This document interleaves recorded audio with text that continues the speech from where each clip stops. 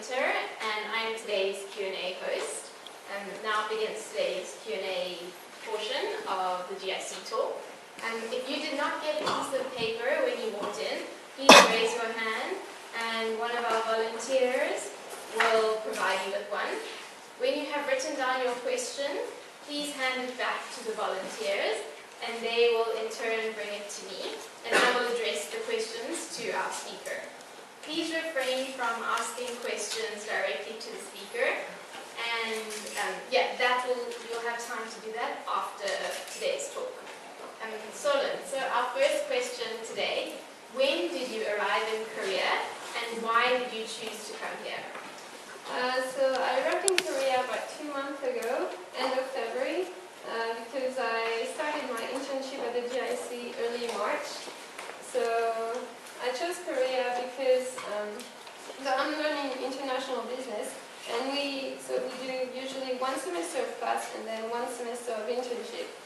And because I'm in international business, I wanted to go abroad to discover a new culture. And I chose Korea because I didn't know your country enough, and I wanted to discover more about your culture and the way you work.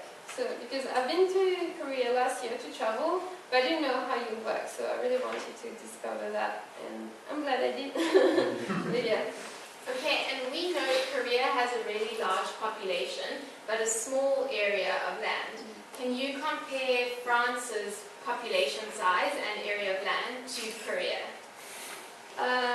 So I guess that the population in Korea is about 51 million people living in Korea, whereas in France it's 67 million inhabitants. So for a little bit more population in France, the size of France is 6 times bigger than Korea. So there's way more space for cows to live. We have way more fields and countryside in Korea, because for just a little bit more population, we have way more space.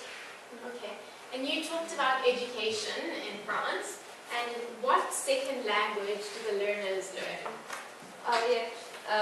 So I said that I'm learning Chinese, but it's my 3rd foreign language, because in France usually we learn English as a first foreign language, but also we have the choice in middle school to choose between either German or Spanish as a second language. Because Germany and Spain are our neighbor countries, we learn these languages. I guess that in Korea you learn Japanese or Chinese because it's the countries that are closest to you. So in France it's more German or Spanish. Okay, and you have given us a great talk about France. How can people get involved in the French-speaking community here in Gwangju? So a French club was created a few weeks ago. So it's called Petit à Petit. So you can look at it online on Facebook. They have a Facebook page updated very frequently. They have meetings, I guess every other week. So you can go there and speak French. Or also the Alliance Française, as I talked about, is located not far from the GIC, and you can go there to learn more about the French culture. You can watch movies for free there, French movies. And I know that they will host a French music band at May 10, I guess. So there's going to be a French music band May 10th at the Alliance Française. So you can go there and enjoy French music. Thank you. And you talked about Korean culture and comparing French culture. What do you like best about Korean culture? I like the people. The way they respect everyone and greet everyone in the street. So there's very few foreigners, at least in Gwangju. So every time we see someone that is, every time, usually it's mainly high school students. They say hi to us. They say hello, how are you? And it's really nice for us to, I guess, even for Joey, to see that people try to greet us and welcome us to your country. I also love the Korean food. It's all different from France, so I think I'm going to miss the Korean food when I'll go back to France. Okay, talking about food, which French food do you miss the most in Korea? I don't miss chocolate because my mom sends me a lot of chocolate. But maybe the cheese, because I love cheese, and yeah, maybe the cheese. Because I have lots of chocolate. If I didn't have this chocolate, I would miss chocolate also. Okay. And if people were to travel to France, Koreans or other foreigners, what best advice would you give them? If you go to Paris, be careful of pickpockets. Really, because I've seen people like losing their wallets, so I'm always really sad about it.